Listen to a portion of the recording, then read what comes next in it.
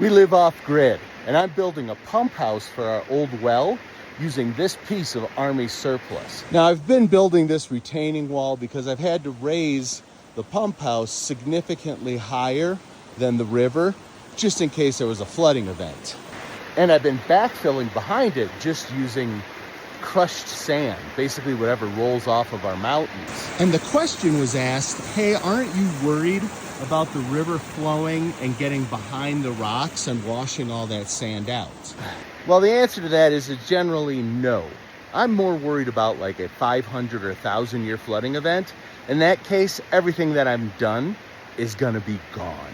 So the pump house is gonna sit about 8 feet above the water. But if we had a huge flooding event, that likely is gonna run down this canyon, splash through this way, and just pound up against that structure.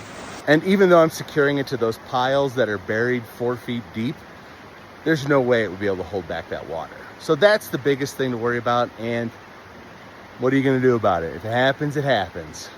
The rocks that I placed in here on this retaining wall are really gonna encourage the water to flow this way. And once the water starts to flow this way and it hits these big rocks, it wants to go where there's least resistance. And it's gonna go where it's been going for the last 50 or 100 years, which is right over that big rock and into that pool. And so it's not like the water wants to push through and tunnel through. It's gonna take the path of least resistance and flow this way. Well, now, why am I so confident? Well, I built bridge abutments using the same technique. Very large rocks backfilled with this crushed granite gravel, and it's held up for the last 5 years and hasn't moved anywhere.